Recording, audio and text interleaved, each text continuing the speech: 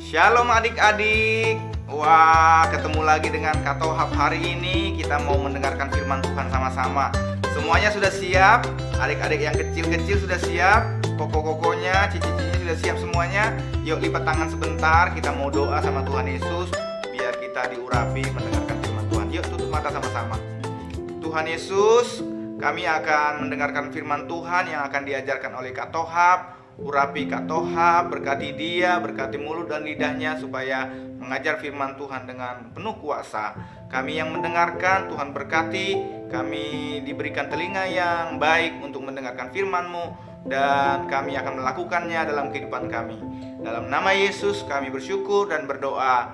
Katakan amin. Nah adik-adik, hari ini cerita kakak adalah ada seorang bapak di dalam Alkitab di Perjanjian Lama ya. Dia punya anak 12 adik-adik. 12, bener. Itu baru yang laki-laki. Nah, tapi dari 12 itu ada satu orang anak yang lahir belakangan.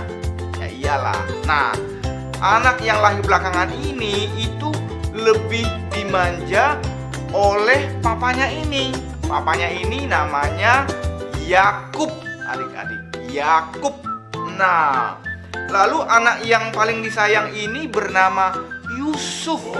Yusuf ini lahirnya belakangan, jadi dia lebih disayang sama papanya, sama mamanya. Dia dikasih jubah yang keren, jubah yang indah. Terus dia itu lebih disayang, lebih manja. Udah gitu ya adik-adik, suatu kali itu si Yusuf pernah mimpi. Mimpinya juga agak aneh. Gini mimpinya, semua saudara-saudaranya yang 11 itu dan termasuk orang tuanya sujud menyembah kepada Yusuf. Wah, sejak hari itu adik-adik, semua koko-kokonya Yusuf, semua abang-abangnya Yusuf itu makin benci sama Yusuf, makin sebel sama Yusuf. Karena Yusuf bilang, semua kami saudara-saudaramu sujud kepadamu. Hah, yang bener aja, mimpi macam apa itu? Kata mereka. Nah, ceritanya lanjut adik-adik. Suatu kali papanya suruh Yusuf pergi mengantarkan makanan kepada abang-abangnya yang lagi menggembalakan domba di padang. Dia bilang, Yusuf, kamu pergi sana bawa makanan, lihat abang-abang kamu di padang dan bawa mereka makanan. Nah, Yusuf senang, dia pergi membawa makanan bekal buat kakak-kakaknya di padang penggembalaan. Nah, waktu kakak-kakaknya lihat, wah, ada adik kita Yusuf, ada adik kita si pemimpi datang ke tempat ini. Kita akan kerjain dia, kita akan bunuh dia kalau perlu. Kita lihat nanti mimpinya jadi seperti apa. Wah, begitu mereka ketemu dengan Yusuf, langsung adik-adik jubahnya yang keren itu. Lagian Yusuf ngapain juga ya pakai jubah keren ke padang ya. Ada-ada aja sini Yusuf.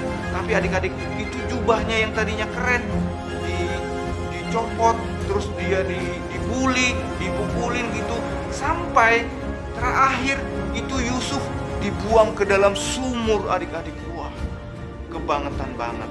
Kakak mau tanya, boleh nggak sih kita abangnya membuli adiknya? Boleh nggak adik-adik? Boleh nggak? Nggak boleh kan? Tapi ini abang-abangnya Yusuf keterlaluan banget. Masa adiknya dibuang ke dalam sumur? Walaupun memang sumurnya itu udah nggak ada air, adik-adik, kering dia, tapi tetap di dalam itu si Yusuf menderita.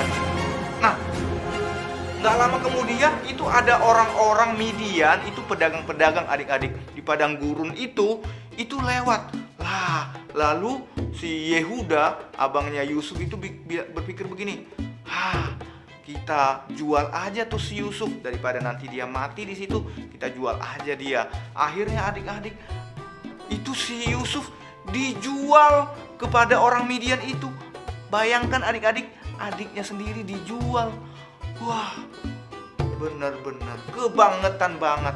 Masa adiknya dijual? Udah gitu, akhirnya si Yusuf dijual, dibawa ke Mesir. Nah, di Mesir si Yusuf ini dijual lagi adik-adik kepada seorang yang bernama Potifar. Ya, sama-sama bilang Potifar. Nah, Potifar itu adalah seorang kepala pengawal Raja Firaun. Jadi dia itu pasti orang kaya ya. Rumahnya pasti gede, hartanya pasti banyak. Nah, Yusuf bekerja sama dia. Karena Yusuf itu rajin adik-adik, karena Yusuf itu disertai Tuhan, karena dia bekerja dengan sangat baik luar biasa, jadi Yusuf itu dipercaya untuk mengurus seluruh hartanya Potifar tadi adik-adik. Luar biasa ya. Walaupun dia seorang budak, seorang pembantu, tapi dia jadi kepala rumah tangganya Potifar. Tapi yang namanya orang baik itu biasanya atau kadang-kadang itu suka dijahilin orang. Suatu hari Yusuf itu dituduh adik-adik, dibilang dia melakukan dosa yang sangat fatal, dosa yang sangat berat. Akhirnya dia dimasukkan ke dalam penjara adik-adik. Wah, Yusuf tadinya sudah dijual, dia bekerja dengan baik, nggak lama kemudian dia masukkan ke dalam penjara. Tapi di dalam penjara Yusuf itu bekerja dengan baik adik-adik, bekerja dengan rajin, dan dia disertai Tuhan. Karena itu dia menjadi kepala untuk mengurus semua makanan-makanan para tahanan yang ada di penjara. Jadi di penjara pun Yusuf jadi berkat, jadi kepala. Dasar memang Yusuf seorang pemimpin ya adik-adik. Nah, terus suatu kali nih adik-adik, di dalam penjara itu ada dua orang temennya, tahanan juga nih, itu punya mimpi. Mimpi gimana ya? Tidur dulu dong ya, baru bisa mimpi ya. Nah, mimpilah mereka. Mimpinya itu mereka nggak bisa artiin, nggak ada yang bisa mengartikan mimpinya mereka berdua. Terus mereka sedih, lalu mereka menceritakan mimpinya itu kepada Yusuf. Oh, terus Yusuf bilang begini, oh kalau seperti itu Tuhan bisa kasih tahu artinya mimpi. Nah, kemudian Yusuf itu menceritakan arti daripada mimpi dua-dua temannya. Dan yang ajaib adik-adik, apa yang diartikan oleh Yusuf itu benar-benar terjadi adik-adik. Akhirnya dua orang temannya Yusuf itu keluar dari penjara. Satunya dihukum, satunya lagi kembali menjadi pegawai istana Firaun. Oke, tetet. Nah, ceritanya berlanjut lagi nih adik-adik. Ceritanya kemudian adalah itu di Mesir, rajanya kan namanya atau sebutannya tuh Firaun ataupun Raja Firaun. Suatu hari dia juga bermimpi yang lebih jelimet lagi. Mimpinya lebih rumit lagi. Semua dipanggil orang-orang pinter, siapa yang bisa mengartikan mimpi Raja Firaun. Tapi kagak ada yang bisa arti mimpinya Raja Firaun. Terus adik-adik, itu pegawainya yang tadi temannya Yusuf di penjara itu bilang ini, oh tuanku Raja, waktu hamba ini di penjara, itu ada seorang Ibrani, seorang Israel yang bisa mengartikan mimpi. Dan apa yang diartikan itu benar tuanku Raja, lebih baik kita panggil dia.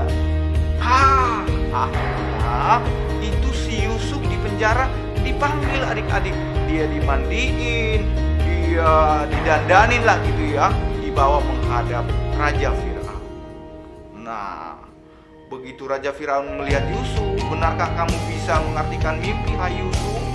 Lalu Yusuf berkata, bukan aku ya tuanku Raja, tapi Allah Tuhan yang memiliki segala hikmat, pengetahuan, itulah yang akan memberitahukan kepada hamba.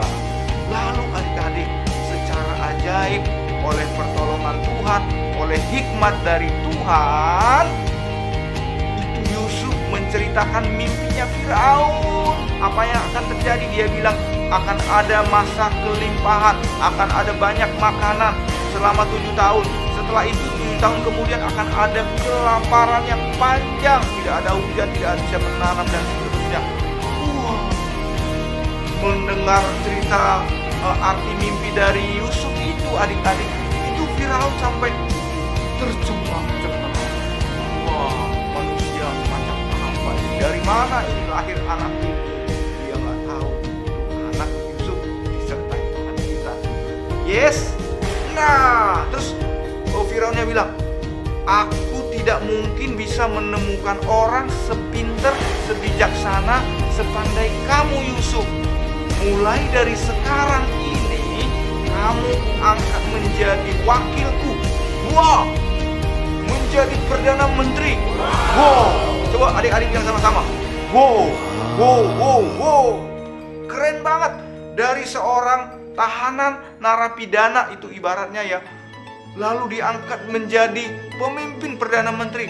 Cuman satu level di bawahnya Raja Firaun. Wah, top banget ya, top markotop adik-adik. Jadi sejak hari itu, karena Tuhan sudah mempromosikan Yusuf menjadi pemimpin di Mesir, sekarang Yusuf menjadi pemimpin di Mesir. Kasih tepuk tangan dulu dong buat Tuhan Yesus dong. Yeay. Nah, duduk lagi yang bagus, duduk lagi yang bagus, duduk lagi yang bagus. Adik-adiknya duduk lagi, konsentrasi sama Kak Toha. Pokoknya kasih tahu, konsentrasi sama Kak Toha.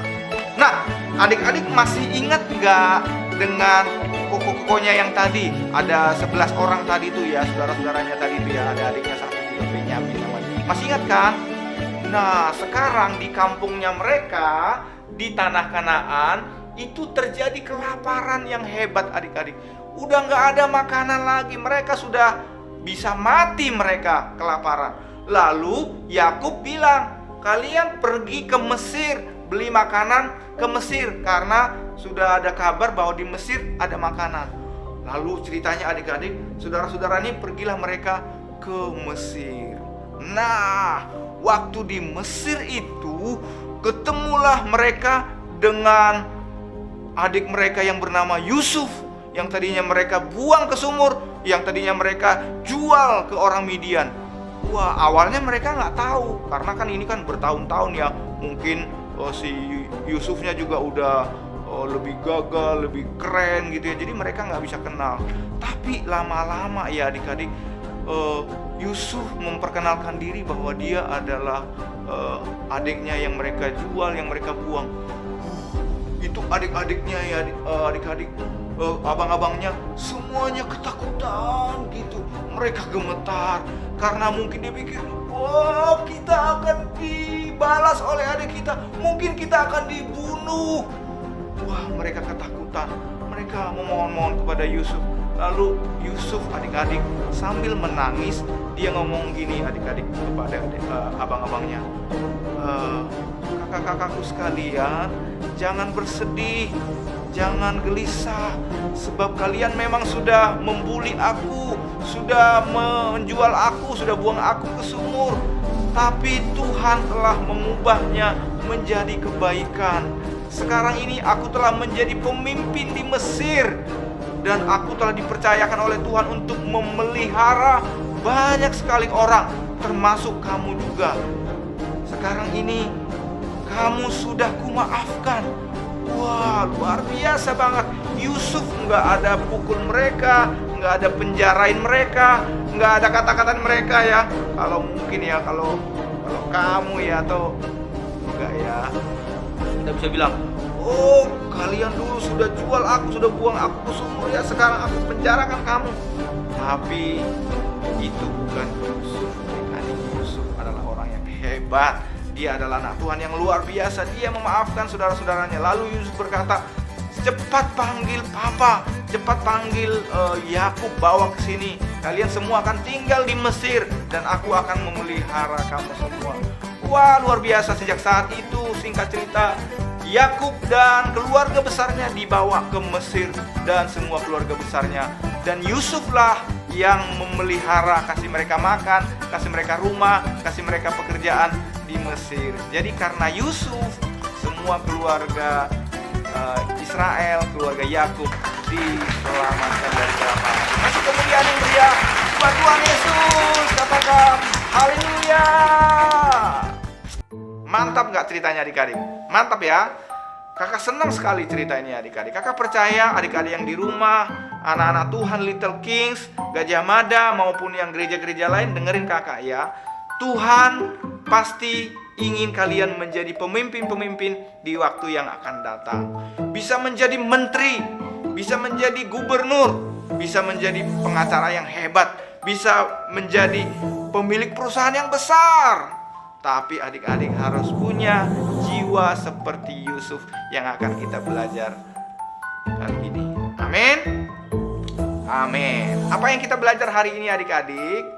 Yang pertama, adik-adik harus ingat nih, kasih tahu juga sama mama papa nih, poin hari ini tuh penting banget. Yang pertama adalah kita harus bersabar dalam keadaan yang tidak menentu. Wah, Yusuf tadinya dia diberikan mimpi oleh Tuhan menjadi pemimpin, disembah oleh saudara-saudaranya, artinya dia akan menjadi berkat bagi banyak orang. Tapi kok dia malah dimasukkan ke penjara, dia harus jadi budak di Mesir. Dia itu mengalami hal yang tidak enak adik-adik. Jadi kita harus bersabar dalam keadaan yang tidak menentu. Sekarang ini di masa pandemi ini juga kita harus selalu bersabar karena ini situasi yang tidak menentu. Tapi Tuhan kita hidup untuk memelihara kita. Katakan amin.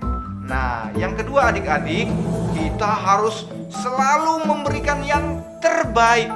Katakan sama-sama, selalu memberikan yang terbaik. Maksudnya tuh bekerja yang terbaik. Kalau adik-adik hari ini masih sekolah, masih belajar dari rumah, masih nge-zoom, kerjakan dengan sangat baik. Jangan ogah-ogahan. Ya adik-adik, kakak lihat ada yang anak-anak sekolah minggu yang nge-zoomnya ogah-ogahan, kameranya dimatiin, mungkin dia tidur-tiduran, mungkin dia main games, mungkin dia ke dapur. Nggak boleh ya. Kakak ingetin adik-adik semua yang dengerin Kak Toha hari ini, kamu kalau belajar harus sungguh-sungguh, dengerin baik-baik, catat baik-baik, nyalain kameranya. Oke? Kita harus lakukan yang terbaik, nanti Tuhan juga akan berikan yang terbaik buat kamu. Oke? Yang ketiga adalah yang paling penting nih dari seorang Yusuf, kita harus penuh kasih dan pengampunan. Wah, luar biasa. Penuh kasih dan pengampunan. Adik-adik, orang yang hebat seperti Yusuf, orang yang hebat seperti kalian itu harus selalu penuh kasih dan pengampunan. Mungkin kamu pernah dibully sama teman, mungkin pernah dimarahi sama papa atau sama mama. Orang-orang mungkin nyakitin kalian, kita harus bilang, aku mengampuni semua orang yang pernah bikin salah sama aku, karena aku juga sudah diampuni oleh Tuhan. Gitu ya, seperti Yusuf adik-adik, hebat sekali Yusuf. Dia nggak pernah hitung kesalahan kakak-kakaknya, karena dia tahu Tuhan punya rencana yang besar untuk hidupnya. Oke? Jadi ingat ya, yang pertama kita belajar bahwa kita harus bersabar dalam kondisi yang tidak menentu. Yang kedua, kita harus memberikan yang terbaik, belajar yang terbaik, bekerja yang terbaik. Dan yang ketiga, harus penuh dengan kasih dan pengampunan. Katakan sama-sama, aku anak yang diberkati Tuhan.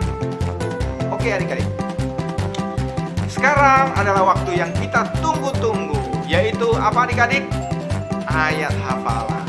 Nah, ingat ya, ayat hafalan itu bukan sekedar dihafalkan, tapi kita masukkan ke dalam hati kita lakukan saja. Yes, ayat hafalan kita hari ini adalah Yohanes 15 ayat 17b. Yohanes 15 ayat 17b. Kasihilah seorang akan yang lain. Sekali lagi ya, kasihilah seorang akan yang lain. Amin. Adik-adik, kalian semua hebat, luar biasa. Kakak selalu berdoa setiap hari, setiap malam untuk kalian. Kalian pasti akan jadi anak yang hebat. Yang mau jadi anak yang hebat, jadi orang yang rendah hati, katakan amin. Yes. Adik-adik, tutup matanya semua, tenang lagi. Adik-adik yang lari-lari, duduk lagi yang manis, duduk yang bagus. Jangan sambil bermain-main ya. Kakaknya tenangkan adik-adik kamu. Ya, kita mau berdoa sekarang.